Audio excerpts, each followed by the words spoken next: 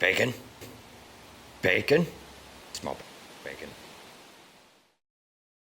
Hey, welcome to another edition of JTJU, where we all try to be just a little better at the game of Clash of Clans. In this case, we've got a new episode, realCLASH, that's actually the follow-up to a clashCOOLER session where we plan out an attack, and then we'll show you in realCLASH the actual result. Is it good? Is it bad? Because we think a lot of times you learn more from when it doesn't work out than when it does. If you want to actually see the attack planning episode in the clashCOOLER, take a look right here at this link. Otherwise, let's take a look at the actual result and the feedback off of it as we take a look and scrub back and forth. Hope it helps. All right, so we're back. This is going to be a follow-up to the attack or the cooler session we did with JTJSteve, where we were trying to plan out a zapQueen Penta. Sadly, it did end up being a 2-star, but with any realCLASH session, we want to actually take a look at what happened, because sometimes you learn more from when it doesn't work out the way you planned it than when it does, because you get to see the nuances that have to happen. So me and Colonel are here together. So we'll start out at the beginning, and I'll scrub forward for those of you who love me scrubbing, and then Colonel can kind of talk about it. So we started with he was going to do the light, and then we had a problem here. He actually missed the queen. But Colonel, you had some thoughts around, like, how to time better the queen getting taken out, because he ends up going a little early. See how the quake happens, or the zap happens, and the queen just stands there, it doesn't go across. What do you think he could have done better to time that? Yeah, so when we talked about this leading up to the attack, I mentioned I might have sent him in the wrong direction. I mentioned do a count like 1,000, 2,000, and then drop it before she jumps. But what you really need to watch is you've got to watch her patrol that pad for a little bit before you decide what the timing is. That was just an example. So what I've observed in doing this is that she doesn't stop. She walks in a little diamond shape around that pad, and she doesn't stop for uniform periods of time at each junction. Sometimes when she stops at a point in the diamond, she's there for a second or two. Other times the pause is a little more delayed. So you've got to really get a feel for how that patrol is going and come up with the timing base by base. And I But think it'll be, you had mentioned it would be consistent. The pauses, once you watch it, like in the the scouting phase, that timing that you see will repeat over and over. So once you get it, it's not like it's variable per rotation. It's consistent within that map and that configuration, right? it seems to be. I haven't done like an exhaustive study of it, but it feels that way. It's felt that way from the replays I've watched. Okay, so a little bit more study in the prep phase might have given him a better sense for the pause before jumping the wall, which would have led him to wait a little bit better. But we have seen that the lightnings typically do drop like almost a half second before she jumps. So she is jumping in. The lightning drops before she jumps, I think. It's not, you're not lightning her when she's there. You're lightning as she's going, right? Yeah, I mean, I think, there's two kind of ways you can bite that risk. You can either try to drop it slightly ahead of her, which reduces the risk that if she jumps over, she has one of those short stops and then she jumps back out again before all your lights hit. Yep.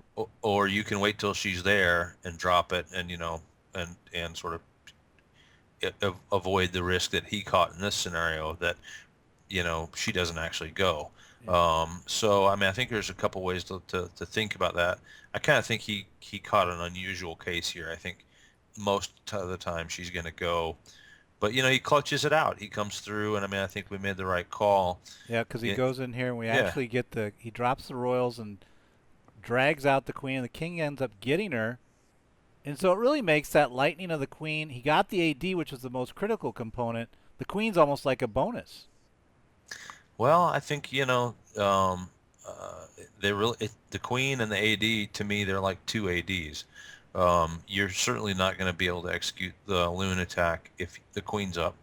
So so he had to get her down somehow. But as long as, most of the time, he wouldn't be able to use the queen and king to get it. The queen's more dangerous than the ADs because nothing targets her until all the defenses are down. So I think you have to get them both down. But if you don't get it down with the zapQueen, you dang well better have a backup plan to get your royals in on her.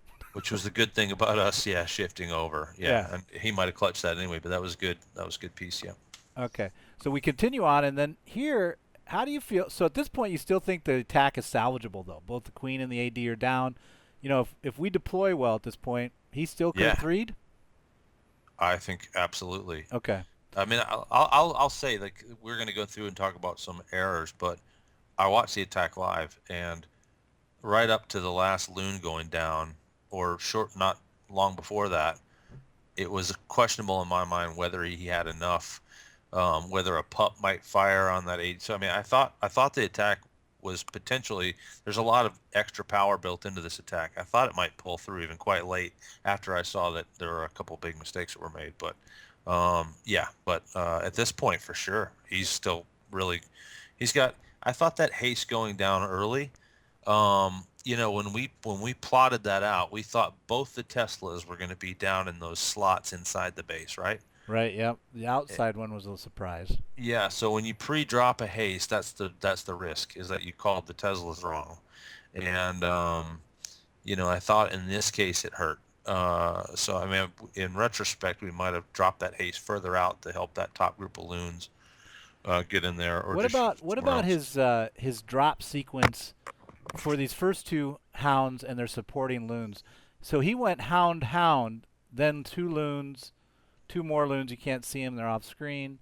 And then two more loons at 2:30, six total. Do you think that sequencing, like I would have been? I'm always a fan of every hound you drop it supporting loon cast in a group, so that the loons basically get the advantage of the distract maximized. But would you sometimes do hound hound then loon loon? Do you think you could go the other way? I think that, so I like the way he did it, and you'll see the reason here in just a second. Okay. So I mean, for me, maybe it's just my, at my advanced age or whatever. I mean that every time I have to choose a new troop, etc., there's a half Right. second in there. Right. Right. So it's sort of like if I've got hound selected and I know I'm letting two go anyway, Yeah, I guess if you I went with I double want to, finger deployment, like so it was two index fingers and you're bang bang, you're bang, and then you're clicking out the loons and then bang bang yeah, bang. yeah. You But the would. other It's thing, really the the other same. thing, the other thing is, one of these hounds is going to probably fly into two seeking air mines if the guy's got if the guy's got everything set up right. So, I mean, it's another potential, and you see one of those hounds getting chased by some SAMs on the way in. So, I mean, I think that the risk is that while you're looking at your loons and deploying, you don't even realize that that hound's already popped, Yeah, I'm with you. What and now about what now about you don't his say anything. timing? So okay, so the sequencing you're okay with hound hound, and I agree. Now that I think about it, two index fingers that's doable, as Yeah. long as you're doing dual. I think if you're single fingering, you probably it's a little too slow to be bouncing around back around the map. But two fingers I'll buy. What about though the timing it took him to go loon or go hound, double tap hound, and then two tap his two loons on the side, and then one at 12 or two at 12? That took him 8 seconds. Yeah, that felt way too long. That's too long. Yeah, Because yeah. typically, I would say you're looking at 3 to 4 per phase of your loon, like an arc or a flank of loons, like this. And in fact, I would call this the flank that of the attack, one of the flanks. 3 to 4 seconds, you should have the hounds down and the loons down in that window. So he was almost 2 times what I would want to see. Yeah, I mean, the faster the better, and we went over that even in the attack thing today. Yeah, and This you is showed this isn't me. this isn't a like, hey, we're trying to work our way slowly around. We want to just get the loons down as fast as we can get the hounds down to cover them. Right, and you Yeah, showed me an attack of a pretty high level Town Hall 9 Loonian attacker, or it was a lava loon attack, but what you saw visually, for those that are trying to say, is that fast enough? It actually looked like when he went hound, loon, loon, they actually were grouped together at the start of their deploy. They were actually in the same tiles. So that's how fast he went from his hounds going down to switching to loons to putting his loons down fast enough to where they both were in the same tile. and I mean, just from a technique point of view, it's something I do. I know Nicholas in JTJ does it as well. He's a great attacker. Um, is I mean, I rehearse. I look at the base in scout mode, And you do tap and practice? I just do tap practice. Good point. Um, Yep. yeah, and that helps. That'll speed you up.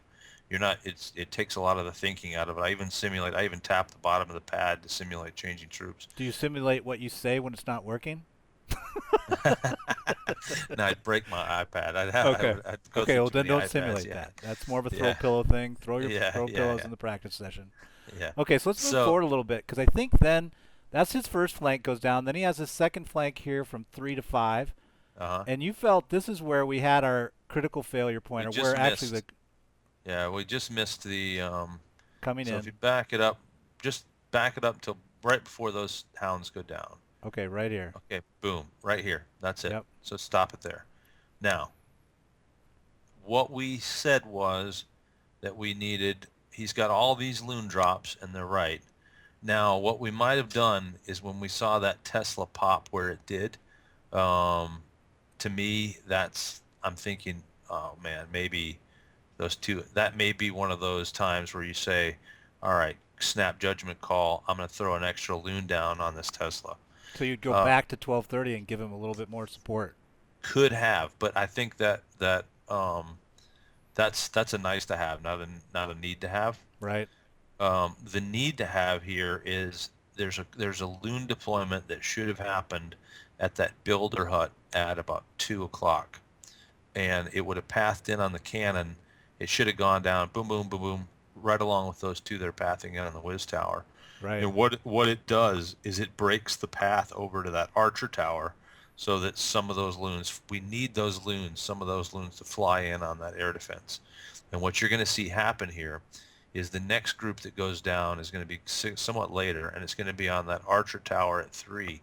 And because that cannon doesn't go down, the loons that are down above the barracks right now at 1:30 fly to the whiz tower, go over to the cannon, go over to the archer tower, go over to the sweeper, and completely miss that air defense. At the end of the attack, that's the only air defense that's So still, this is what you're talking about. yeah. So you can Whiz watch that tower, cannon.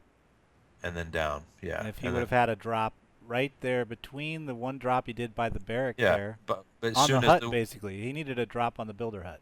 yep, as soon as the whiz tower goes down, the cannon's going down right along with it, and loons, those loons path into the air defense. So it's And that, almost like that timing of the drop there. You almost need to do a 2-finger drop, one on the barracks, one on the hut, so that your loons are pathing at the same time. I mean, I one finger these things myself, and I get them down. I think you just got to be, you got to really know where You to got to be put quick. them, It's got to be and you just got to, yeah, you can do it in less than a second. Okay. And if you do that, I think you got loons flying in on the air defense instead of flying down around that arc they took around the air defense. And look, I mean, they just went right around it. Yep, and that's And where then it's that AD pounds his loons for the rest of the attack. it does, yeah. So it's shooting loons now, One, and two, he has them up for a three, long time. Here's a loon that has a 4, shot at it. I mean, look, pound down. the pups almost get it. I 6, thought 7, 8, if 9, one of those 10. pups would have clutched it, then Maybe you a would have, lot yeah. of buildings left, I think, though. No, I Even agree, for the but pups to, he lost a lot of loons to that air defense, and yeah. I think that's where it went. Yeah. Okay. Well, again, I think there were a lot of great insights, even though that was a non-successful attack. There's a lot of nuances that become very evident when you don't get them to happen for you. And you wouldn't see it in a regular attack. You'd just be like, oh, look at that. He killed the queen. Look at that. Perfect timing on the loons. Oh, it's just beautiful. But you don't know why. There are a lot of teachable moments in here, but Yeah. one of them is wherever you decide this is where I'm going to start my loon attack, and I'm going to circle around from here. I'm going to deploy off this spot. Yeah. If you skip defenses, you have to say I'm fine with my loons moving laterally around the perimeter of the base here. Oh, so you're talking about the cannon now. The fact that he skipped the I'm cannon. coming back to the cannon. That has to be in your mind as you're loon deploying. Even if you need to just let your eyes go from defense to defense to defense and pair them.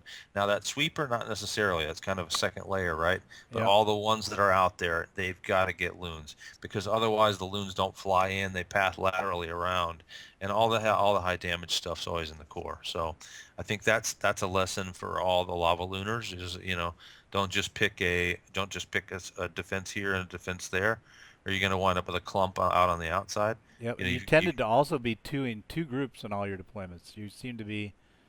I remember when in the planning phase, you were pretty much just planning around 10 groups of 2. Yeah, I mean, Something like that's really that's kind of like a keep it simple thing.